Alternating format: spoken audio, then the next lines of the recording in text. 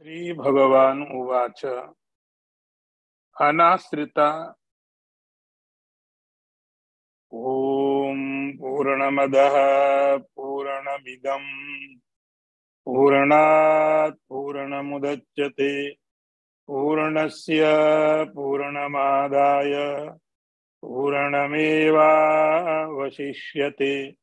ॐ शान्ति शान्ति शान्तिः।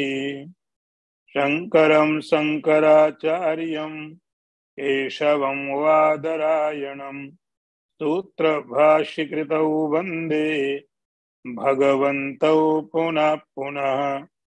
ईश्वरो गुरुरात्मेति मूर्तिभेदविभागिने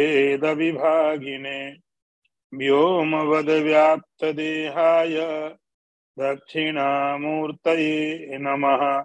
ॐ शान्ति शान्ति शान्तिः। नारायणं नमस्कृत्य नरं चैव नरोत्तमं देवीं सरस्वतीं व्यासं ततो जयमुदीरयेत। ॐ शान्ति शान्ति शान्तिः। अथ षष्ठो अध्यायः।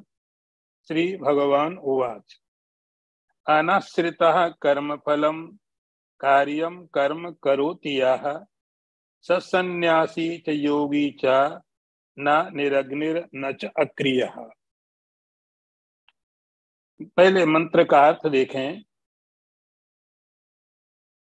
श्री भगवान ने कहा, हे अर्जुन, कर्म फल का आश्रय न लेकर जो कर्तव्य कर्म करता है वही सन्यासी है तथा योगी है। जो केवल अग्नि का त्याग कर देता है वह सन्यासी नहीं होता है, और जो क्रियाओं का त्याग कर देता है वह योगी नहीं होता है।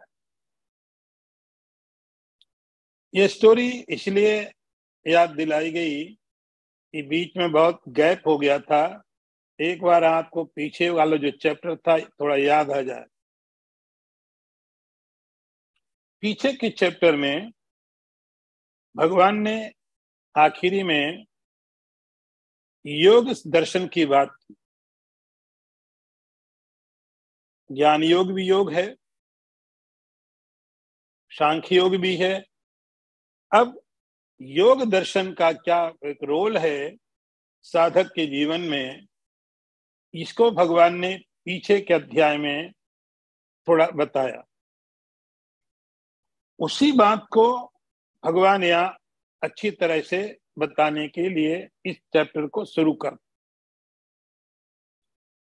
इसका नाम है आत्म संयम योग।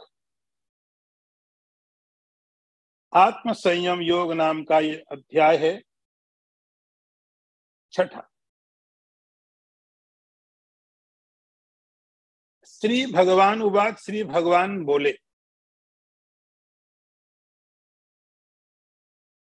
सुनने वाला कौन है? अर्जुन है।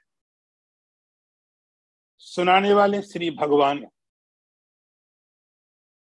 भगवान का मतलब है कि कभी भी किसी व्यक्ति के प्रति भी जिसके मन में किसी प्रकार की घृणा नहीं है। सुहृदम सर्वभूतानाम, हमने पहले ऐसे अध्याय में पढ़ा था कि परमात्मा सुहृद है, समस्त के भूतों के लिए सबका भला चाहने वाला है। अब वो भगवान बोल रहे हैं और सुनने वाला अर्जुन है। अर्जुन सुन रहा है। अब हमारे पास तो ऐसे भगवान है ही नहीं कि रथ में भगवान बैठे या हमारे साथ सोफा में बैठे हैं और हम भगवान से संवाद कर रहे हैं, भगवान से सवाल करें और भगवान आंसर दे दें। हमारे पास तो ही नहीं। तो क्या ये हमारे लिए भी है, या अर्जुन और भगवान के बीच का संवाद उन्हीं के लिए? अर्जुन और भगवान के बीच डायलॉग हो गया तो हो गया। हमारा क्या रोल है इसमें? हमारे लिए क्या है इसमें? क्या हमारे लिए भी भगवान बोलते हैं? श्री भगवान उवाच का मतलब होता है आपके लिए भी भगवान वैसे ही बोलते हैं जैसे भगवान ने अर्जुन को बोला। भगवान दोनों के लिए वैसे ही बोलते हैं, हर एक साधक के लिए बोलते हैं। सुहृदम सर्वभूतानाम, भगवान के लिए अर्जुन जितना प्रिय था आप उससे कम प्रिय नहीं। तो जैसे भगवान अर्जुन का कल्याण चाहते थे, जैसे भगवान अर्जुन के लिए कोशिश कर रहे हैं उसको सही रास्ते में लगाया जाए, ऐसे ही भगवान हमारे लिए भी कोशिश करते हैं। ईश्वर की कोशिश में कोई कमी नहीं। परमात्मा के लिए अर्जुन भी उतने प्रिय था, आप भी उतने प्रिय हो। थोड़ा फर्क ये हो गया है कि अर्जुन के साथ भगवान उनके रथ में बैठे थे, भगवान आपके हृदय में बैठे। आपको भगवान की आवाज सुननी पड़ेगी।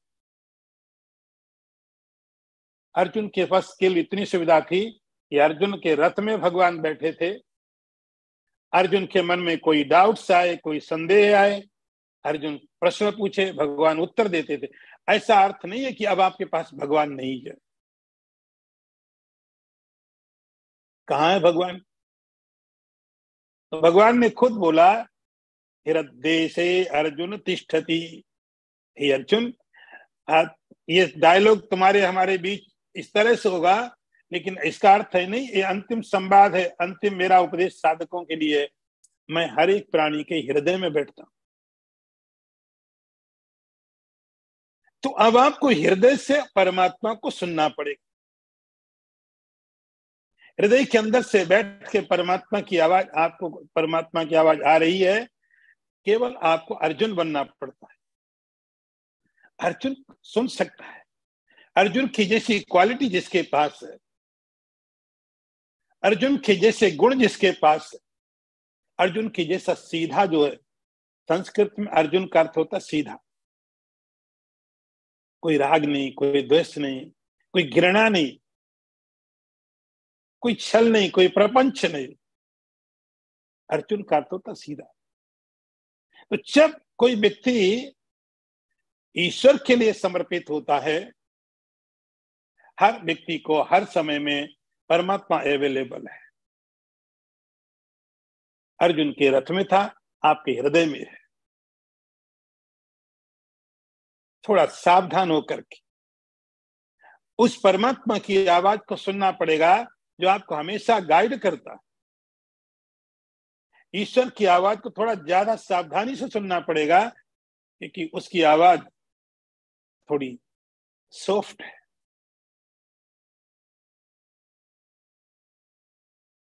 हमारे मन के अंदर, हमारे हृदय के अंदर से बहुत तरह की आवाजें निकलेगी।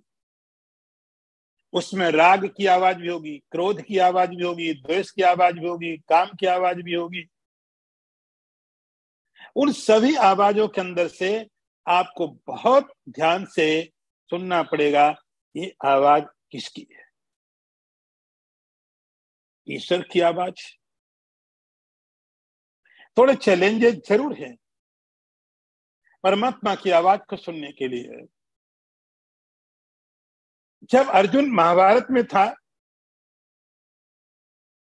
उस समय भी बहुत तरह की आवाजें वहां पर थी। आपको ध्यान होगा पहले अध्याय में ये बात बताई गई, ऐसा ऐसा शब्द हुआ, सा शब्दस तुमुलो अभवत। सबके शंख बज रहे थे, ढोल नगाड़े बज रहे थे, सेलिब्रेशन चल रहा था, सेलिब्रेशन फॉर फाइटिंग। युद्ध की सब तैयारियां थी, बहुत आवाज थी, घोड़ों की, हाथियों की, मनुष्यों की। लेकिन उन सभी आवाजों के अंदर में से अर्जुन भगवान की आवाज सुन सका। हमारे अंदर भी बहुत तरह की आवाजें हैं, काम की आवाज, क्रोध की आवाज, घृणा की, लोभ की, राग की, शत्रुता की, मित्रता की, संसार की बहुत तरह की आवाजें भरी पड़ी हैं। उन आवाजों के अंदर में एक आवाज परमात्मा की भी है। भगवान बोलता है, श्री भगवान उवाच। ईश्वर की आवाज अभी भी आती है, हर व्यक्ति को अवेलेबल है।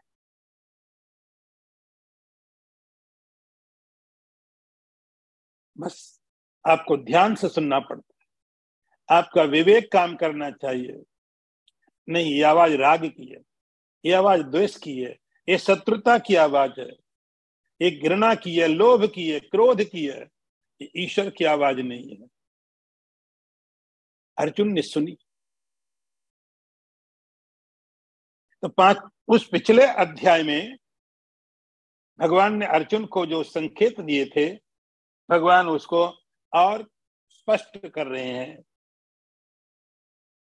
और आपको याद है, ये दो चीजें चल रही विचार में, एक सांख्य योग और एक कर्म योग।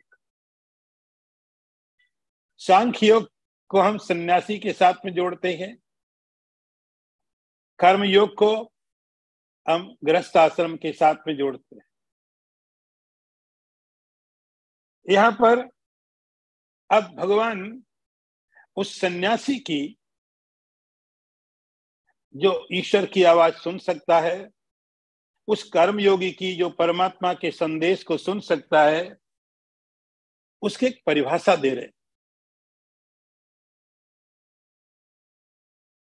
सन्यासी कौन है और गृहस्थ आश्रम वाला कौन है, कर्मयोगी कौन, योगी कौन। सन्यासी की कुछ परिभाषाएं जिनको हम जानते हैं, जैसे किसी ने बोला महात्मा सन्यासी, एक थॉट हमारे माइंड में आता है, सन्यासी है, उसका अपना ड्रेस कोड है, ऐसे कपड़े पहनेगा, ऐसी माला पहनेगा। तो सन्यासी के जीवन का एक अपना तरीका है, उसके कपड़े को देख के हम पहचान सकते हैं ये महात्मा है, ये सन्यासी जा रहा है। तो जब हम लोग ट्रेवल करते कहीं, तो कुछ लोग हो सकता है हमसे घृणा करते होंगे, बहुत से लोग आदर भी देते हैं, लेकिन हमको कोई इग्नोर नहीं कर सकता। अलग हमारा एक अलग है, कोई घृणा करेगा, कोई सम्मान देगा, लेकिन मालूम पड़ता दूर से कुछ तो अजीब है। ये हमारा अपना ड्रेस कोड है, जो रिमाइंड करता हमको भी औरों को भी ये कुछ अलग है। तो सन्यासी का अपने ड्रेस कोड है, उनके रहने की खाने की कुछ व्यवस्थाएं हैं। लेकिन और गहरा जो मीनिंग यहां पर है कि जब कोई सन्यासी होता है, क्योंकि ये बात समझने के लिए आपको सन्यासी के थोड़े डीप मीनिंग समझने पड़ेंगे। भगवान ने जो यहाँ पर बताया निराग्नि, निराग्नि का मतलब क्या होता है कि सन्यासी को ऐसा कहा जाता है, अब तुम जो रिचुअल है यज्ञ आदि उनको करने की जरूरत नहीं तुमको। थोड़ा और क्लियर करूं, सन्यास के पहले एक दीक्षा होती है, ब्रह्मचर्य दीक्षा। ब्रह्मचारी दीक्षा में उस व्यक्ति को एक यज्ञोपवीत पहनाया जाता है और शिखा चोटी होती, वो शिखा सूत्र बोलते हैं। ये शिखा और सूत्र उस व्यक्ति को यज्ञ करने के अधिकार देते हैं। वैदिक, ये यज्ञ करो, यज्ञ करो, ये करो। लेकिन जब कोई सन्यास लेता है, उससे दोनों चीजें हटा दी जाती, न शिखा है न सूत्र है। इसका अर्थ हुआ अब उस व्यक्ति को, उस सन्यासी को यज्ञ करने के लिए, जैसा हमने कई बार सुना 5 तरह के यज्ञ होते हैं, कुछ रोज आप यज्ञ करते हो, तो वह अब उस सन्यासी को ये कोई बंधन नहीं रहता है कि यज्ञ करे। तो यज्ञ में अग्नि का उपयोग होता है।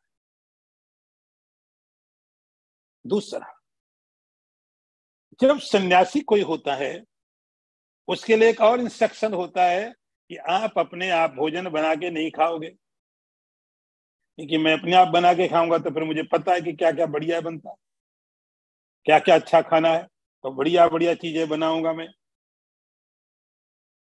क्योंकि मैं बना रहा हूं। तो खाने वाला ही मैं हूं, तो मुझे बनाने वाला ही मैं हूं, तो मैं अच्छा बनाऊंगा, अच्छा खाऊंगा। सन्यासी को बोला जाता है आप भिक्षा करो, आप मत बनाओ। भिक्षा का अर्थ हुआ कि आपको जो भी मिले। बच्चों, तो आप लोग भिक्षा ही करते हो, घर में जो बनता है ज्यादा बात करना मत, चुपचाप खा लेना। भिक्षा का अर्थ हुआ सन्यासी को कोई चॉइस नहीं है। लेकिन मैं सोचता हूँ भिक्षा में बहुत फायदा है। भिक्षा करने में ऐसे तो 2-3 चीजें बना पाओगे मुश्किल से, लेकिन जो भिक्षा है वो तो बहुत बड़ी।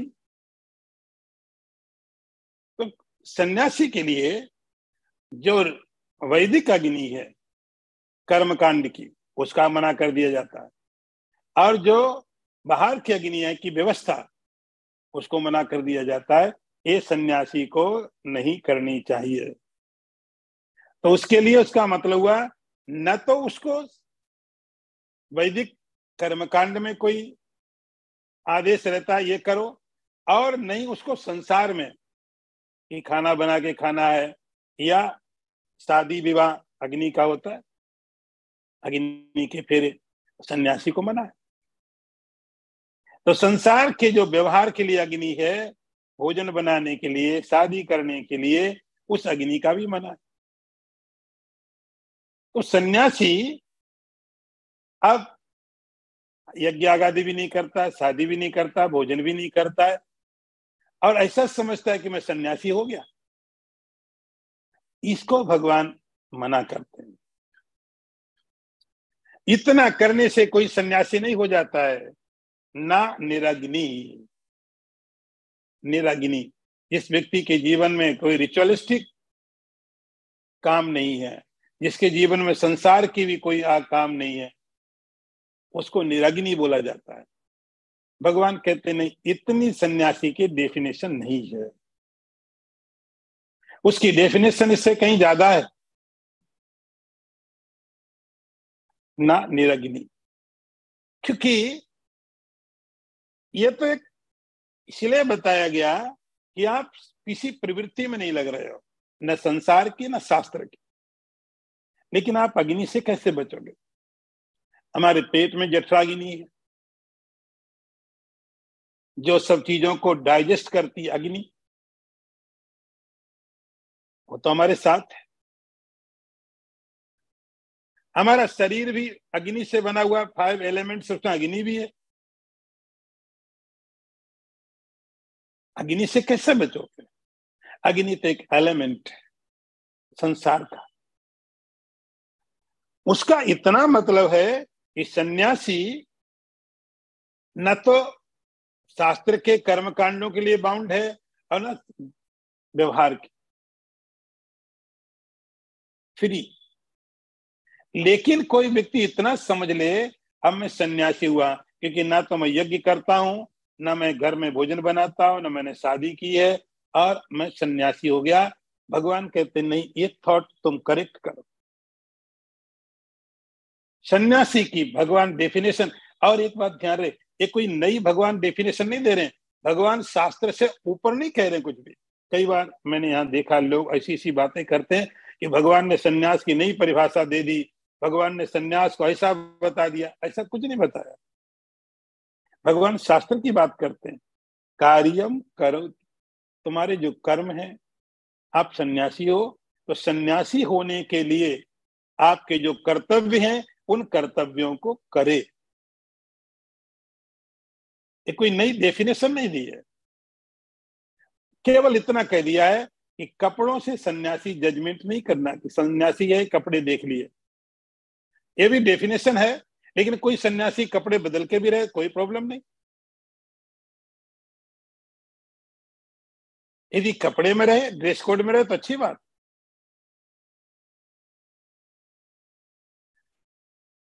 तो भगवान कहते ये जो डेफिनेशन है बहुत ऊपर की है कि कपड़े ऐसे हों, जरूरी अच्छी है, लेकिन ये अल्टीमेट डेफिनेशन नहीं है। कोई अग्नि छोड़ देता है, मैं ये कर्म कांड नहीं करूंगा, मैं भिक्षा नहीं करूंगा, मैं ये करूंगा, मैं वो नहीं करूंगा, ये भी डेफिनेशन है तो ठीक है, नहीं है तो कोई बात नहीं। इस सन्यासी की जो कोर डेफिनेशन है, वही क्या है? अनाश्रिता कर्म फलम। आपके जो कर्तव्य हैं सन्यासी होने के बाद में, जो आपके कर्तव्य हैं उनको आप करते रहिए। केवल एक ही बात छोड़नी है, और वही क्या है? कर्म फलम, कर्म के फल के आश्रित नहीं होना, कर्म के फल के ऊपर आश्रित नहीं होना। कर्म करना ड्यूटी है मेरी, बस। वो सन्यासी। तो पहला जो डेफिनेशन सन्यासी का भगवान दे रहे वो ये है कि कोई व्यक्ति उसके जो कर्तव्य हैं एज ए सन्यासी, उन कर्तव्यों को करता है, लेकिन कर्म के फल को नहीं चाहते हुए वह सन्यासी। उसके बाद वो कपड़े पहने सन्यासी के, तो बहुत अच्छी बात, माला पहने, चंदन लगाए, और अच्छी बात। यज्ञ आदि करने की जरूरत नहीं है, शादी विवाह करने की जरूरत नहीं, बहुत अच्छी बात। लेकिन यदि वो डेफिनेशन अंदर नहीं है, यदि वो परिभाषा अंदर में नहीं है, वो कर्म को करता है फलों की चाह के साथ, भगवान कहते वो रियल सन्यासी नहीं हो सकता। तो सन्यासी का अर्थ हुआ कि जो उसके लिए जो कर्म बताए गए हैं उन कर्मों को करे, लेकिन कर्म के फल को चाहे बिना। भगवान कहते वह सही में सन्यासी है। केवल अग्नि छोड़ दिया या कपड़े पहन लिए इतने मात्र से सन्यासी नहीं। शंकराचार्य जी ने लिखा, जटिलो मुंडी लुंचित केसा, ये सब ठीक है। अब हम भी फैशन किए घूमे, आधे बाल काट के आधे छोड़ करके, कोई प्रॉब्लम नहीं है, ज्ञान में कोई समस्या नहीं है। लेकिन आजकल इतने बाल काट दिए, उतने छोड़ दिए, अजीब अजीब, हम भी करें। उसका शास्त्र से कोई मतलब नहीं है, लेकिन सन्यासी का ड्रेस कोड है, एक तरीका रहने का। लेकिन उसके लिए सबसे ज्यादा जरूरी उसके लिए क्या है? कर्म के फल को छोड़ना, कर्तव्य को नहीं, कर्म को नहीं। उसके बाद आप कपड़े अच्छे पहनिए, सन्यासी की तरह रहिए, आप भिक्षा कीजिए, बहुत अच्छी बात। तो सन्यासी की परिभाषा भगवान दे रहे हैं, अनाश्रिता कर्म फलम कार्यम कर्म करोतिया स सन्यासी। यह सन्यासी है। अब दूसरा आया योगी। योगी, अब वो कहता है मैंने तो हमेशा योग करना है, प्राणायाम करूंगा, फिर आसन करूंगा, फिर ये करूंगा, फिर योग करूंगा। सारे कर्मों को छोड़ दिया, रिजाइन दे दिया ऑफिस से, मुझे जॉब नहीं करना है क्योंकि मुझे योगाभ्यास करना है। घर परिवार छोड़ दिया, मुझे योगाभ्यास करना है, मैं जा रहा हूं हिमालय में, मुझे नहीं घर परिवार देखना, मुझे योगाभ्यास करना है। भगवान कहते ये योगी नहीं है। अक्रिया, जिसने क्रियाओं को छोड़ दिया, कर्म को छोड़ दिया, मुझे ऑफिस में काम नहीं करना, घर के काम नहीं करना, समाज के काम नहीं करना, मुझे तो एक ही काम योगाभ्यास करना है, योगाभ्यास करना है, प्राणायाम करूंगा, ये करूंगा। भगवान कहते तुम योगी नहीं हो। योगी के लिए भी भगवान वही डेफिनेशन दे रहे हैं जो सन्यासी के लिए दी गई है, अनाश्रिता कर्म फलम। योगी होने के कारण, ग्रस्त होने के कारण, आपकी जो ड्यूटी है, आपके जो कर्तव्य है, उनको करते हुए फल की इच्छा छोड़ दो। तो दोनों के लिए एक ही डेफिनेशन है, एक ही तरीका दोनों के लिए है। जो कोर मैसेज है वो दोनों का सेम है, सन्यासी का और गृहस्थी का। और इतना भगवान कहते हैं कर्म के फल को छोड़ के अपनी ड्यूटी करो। यही दोनों की परिभाषा है। अक्रिया, केवल कोई अक्रिय हो जाए, ड्यूटी छोड़ दे, वो योगी नहीं हो सकता है। अगला मंत्र देखिए, नंबर 2, यम संन्यासमिति प्राहुर योगम तम विद्धि पांडवः नैहि असन्न्यस्त संकल्पो योगी भवति कश्चन। अर्थ देखिए इसका। भगवान कहते हैं अर्जुन, लोग जिसको सन्यास ऐसा कहते हैं उसी को तुम योग समझो, क्योंकि संकल्पों का त्याग किए बिना कोई भी योगी नहीं हो सकता है। अब जब भगवान के जरा आप डेफिनेशन देखो, क्लियर विजन है, कोई डाउट नहीं है। और शुरू से जहां से भगवान ने मैसेज देना शुरू किया वही थॉट, यम संन्यास मिति प्राहु। भगवान कहते हैं अर्जुन जरा तुम सोचो, जिसको लोग संन्यास कहते, संन्यास का अर्थ वो सब छोड़ दिया, सब छोड़ दिया, इसको संन्यास बोलते हैं। संन्यास का अर्थ होता है सम्यक न्यासा, अच्छी तरह से छोड़ देना, कंप्लीटली, ए बी सब छोड़ दिया, संन्यास। भगवान कहते जो संन्यास है वही योग है। अलग अलग मीनिंग नहीं करना। आप कई बार हम समझते आप तो सन्यासी हो, आपको तो करना बहुत इजी है, हम तो गृहस्थ में रहते हैं। गृहस्थ में रह के, सन्यास में रह के करने की बात क्या की जा रही है वो तो देखो। भगवान कहते हैं जो सन्यास है वही योग है, और जो योग है वही सन्यास। क्योंकि सन्यास के बारे में तो क्लियर विजन हमारा कि सन्यास का अर्थ है सर्वन्यासी, सब कुछ छोड़ दी। योग सांख्य योग, कर्म योग, या आप कह सकते गृहस्थ जीवन का जो तरीका है उसमें हम कर्म कैसे छोड़ दें, हम धन कैसे छोड़ दें, परिवार कैसे छोड़ दें। भगवान कहते हैं बोला किसने तुम छोड़ो उसको, किसने लिखा तुमको, किसने कहा कि अर्जुन तो घर छोड़ के भागने को तैयार। नहीं ही असन्यस्त संकल्पो। अब देखो योग की परिभाषा क्या है। पतंजलि ने लिखा है योगा चित्त वृत्ति निरोधा। पतंजलि योग दर्शन के, योग शास्त्र के, इस योग के आचार्य माने जाते हैं। उनकी डेफिनेशन क्या है योग की, वो कहते हैं योग का अर्थ होता है चित्त वृत्ति निरोध, दैट्स ऑल। जो विचार मन में आ रहे हैं उनको रोकना, जो विचार मन में आ रहे हैं उनको रोकना ही योग है। ये पतंजलि की परिभाषा। गीता में भगवान ने योग की जो परिभाषा दी है बहुत अद्भुत है। आपने पीछे पढ़ ली, शायद आप भूल भी गए होंगे। तम विद्या दुख संयोगम वियोगम योग संगीतम। भगवान कहते योग क्या है। पतंजलि की डेफिनेशन आपने सुन ली, विचारों का बंद हो जाना, सेसेशन ऑफ द थॉट। लेकिन भगवान ने क्या कहा, तम विद्या दुख संयोग वियोगम योग संगीतम। संगीतम, the definition of the yoga is, भगवान की परिभाषा देखो बहुत सुंदर, बहुत प्रैक्टिकल है।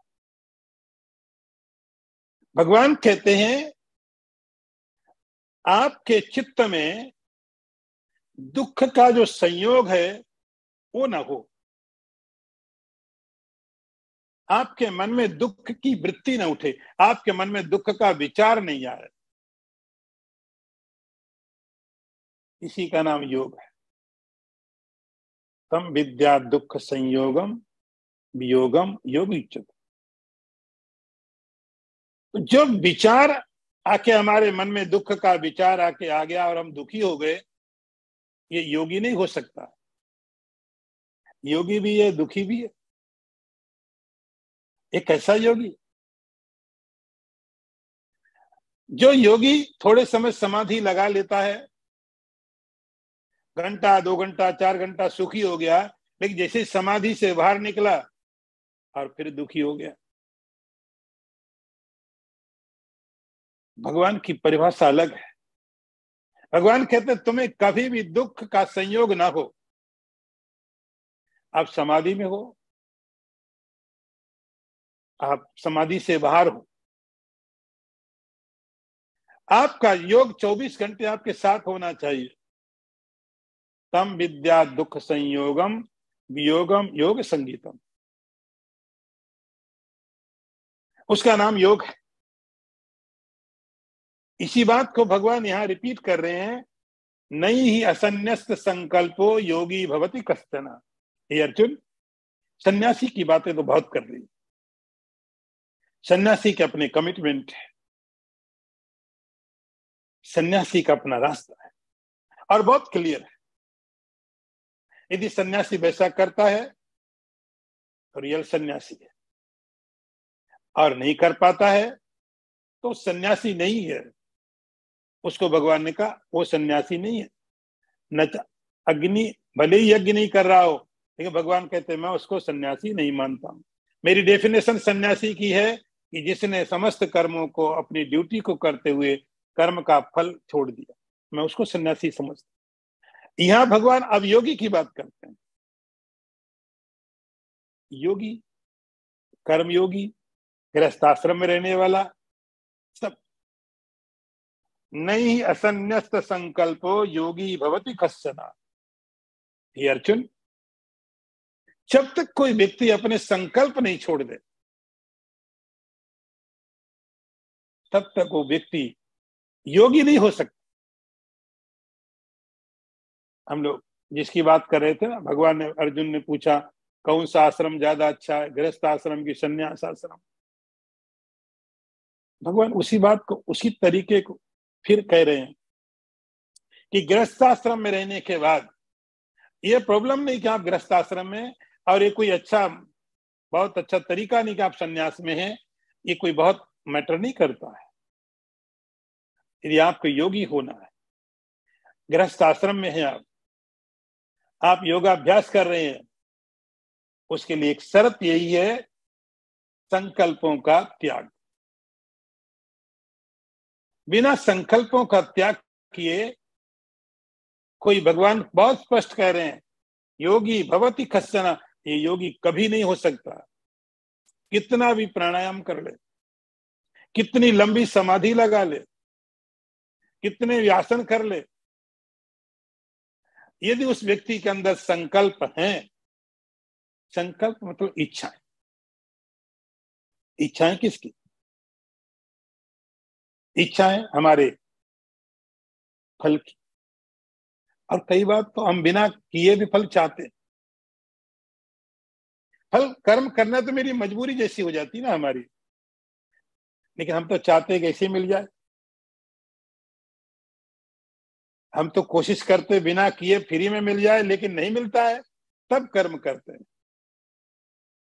पहले तो हमारी कोशिश यही है कि ऐसे ही मिल जाए, कोई लॉटरी निकल जाए, कोई भगवान ऐसे ही बरसा दे थोड़ा सा। तो जब ऐसा कुछ नहीं होता है, ना लॉटरी निकली, ना किसी ने दिया, ना कुछ ऐसे चांस, तब हम कर्म करते हैं। और कर्म करने के साथ एक बहुत बड़े संकल्पों की लिस्ट होती है। नहीं ही असन्यस्त संकल्पों।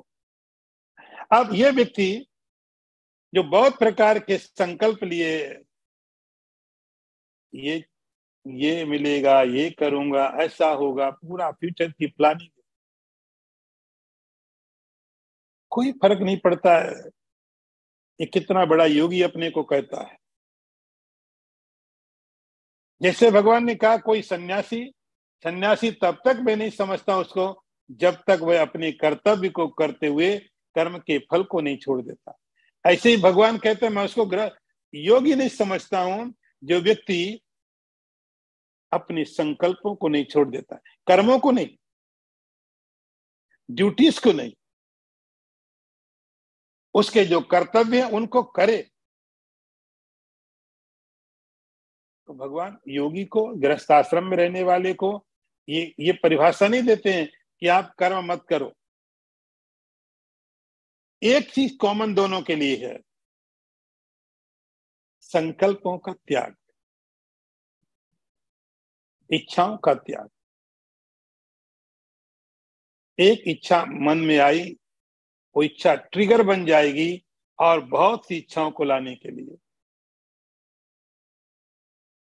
तो भगवान कहते हैं कि मेरे हिसाब से कि जब तक कोई व्यक्ति अपने संकल्पों का, इच्छाओं का परित्याग नहीं कर देगा, कोई योगी नहीं हो सकता है, कोई सही गृहस्थ आश्रम में रहने वाला व्यक्ति नहीं हो सकता। तो कल्याण की प्राप्ति गृहस्थ आश्रम से भी हो सकती है, मोक्ष की प्राप्ति संन्यास आश्रम से भी हो सकती है।